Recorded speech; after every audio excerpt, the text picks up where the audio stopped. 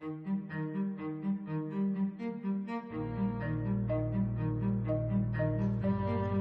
world we've seen is divided, startlingly so, between some very rich countries and some very, very poor countries. 1 billion people, roughly, live in the high-income world. Another billion, roughly, live in the poor countries, the low-income world. And then another 5 billion, 5/7 of humanity, are in between in the middle-income countries. How did this vast difference unfold?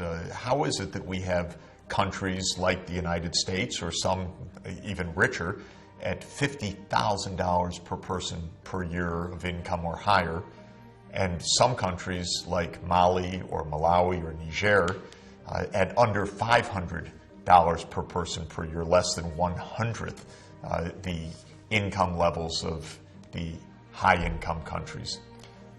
We certainly didn't start this way a couple of centuries ago. If you look back to the period just before the great takeoff of modern economic growth, just before what we call the Industrial Revolution, the world was fairly equal in poverty. Just about every part of the world was rural. Just about every part of the world had its population and its workforce engaged in trying to stay alive as peasant farmers, smallholder farmers eking out a survival.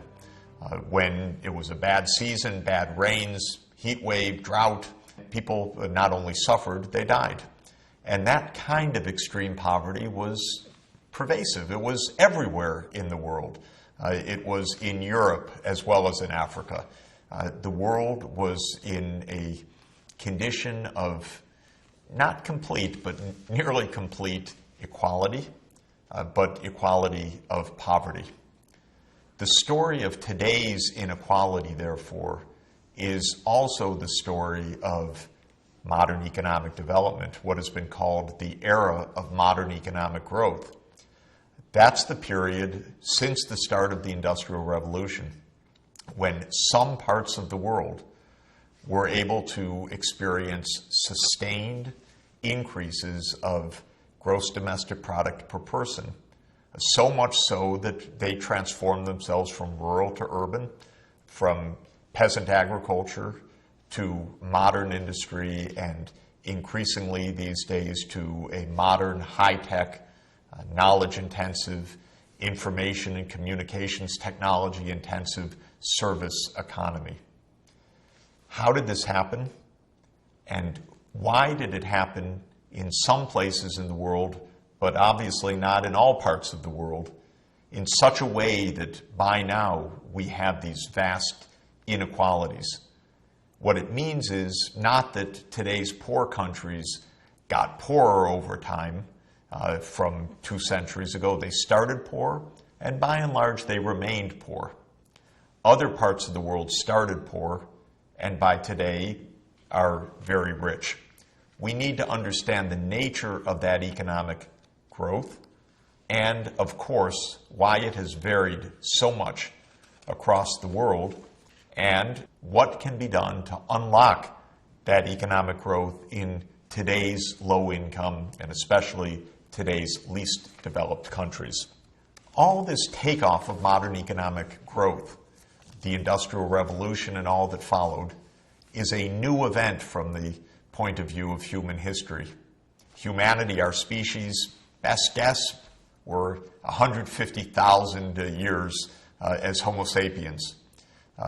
We are about 10,000 years as civilized Homo sapiens, meaning living in communities dependent on sedentary agriculture rather than as nomads hunting and gathering.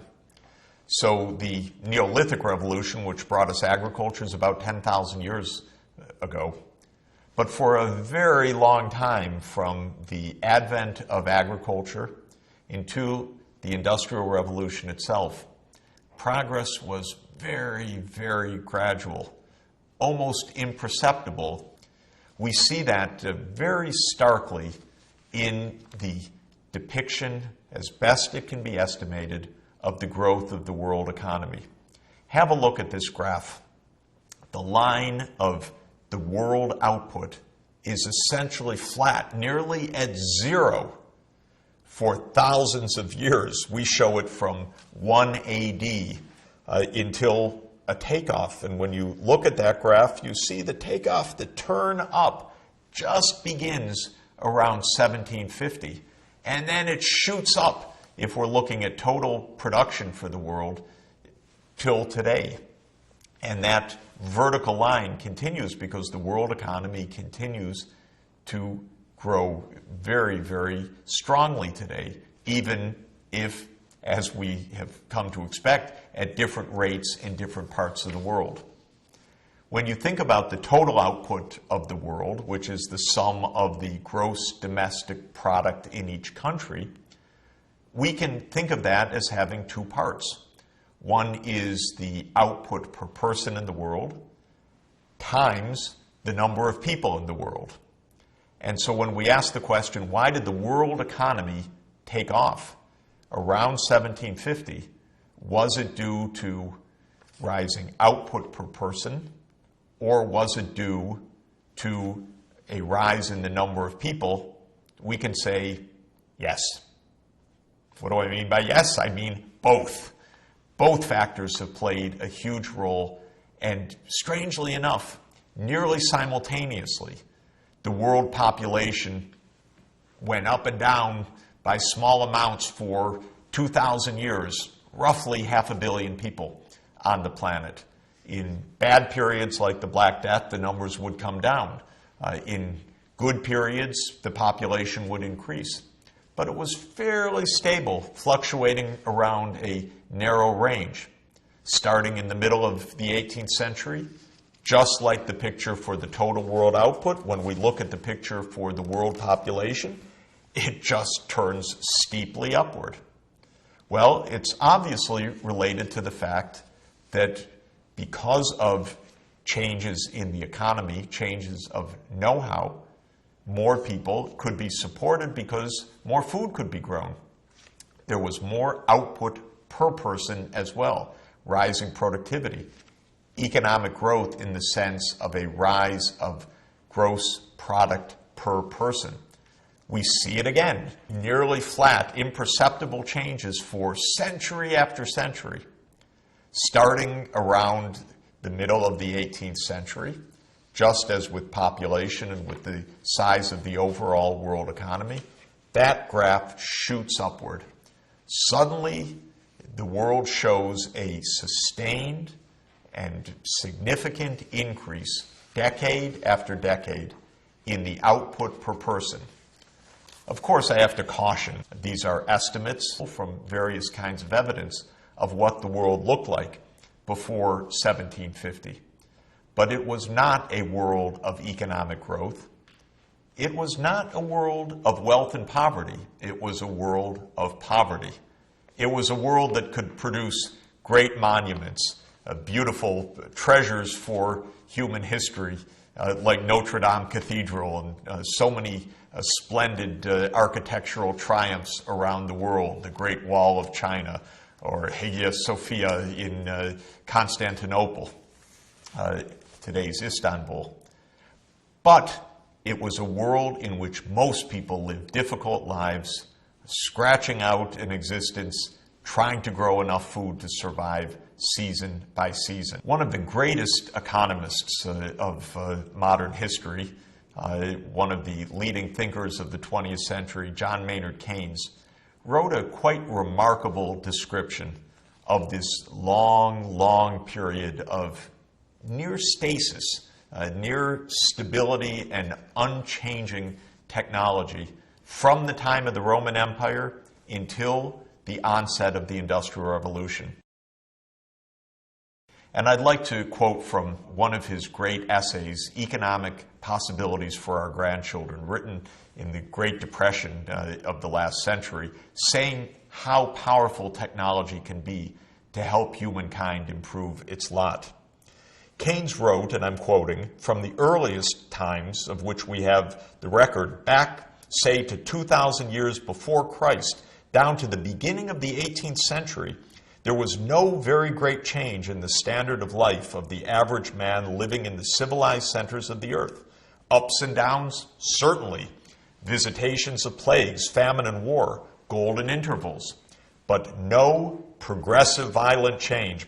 This slow rate of progress or lack of progress was due to two reasons: to the remarkable absence of important technical improvements and to the failure of capital to accumulate. The absence of important technical inventions between the prehistoric age and the comparatively modern times is truly remarkable. Almost everything which really matters and which the world possessed at the commencement of the modern age was already known to man at the dawn of history: language, fire, the same domestic animals which we have today: wheat, barley, the vine and the olive, the plow, the wheel, the oar, the sail, leather, linens and cloth, bricks and pots, gold and silver, copper, tin and lead and iron was added to the list before 1000 BC. Banking, statecraft, mathematics, astronomy, and religion.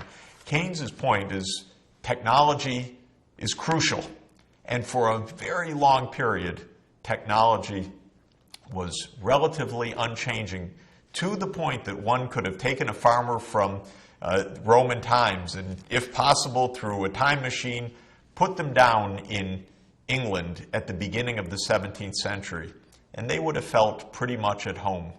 Same techniques, similar living standards, a world that would have looked quite the same over a span of 17 centuries. But then, dramatically, everything changes.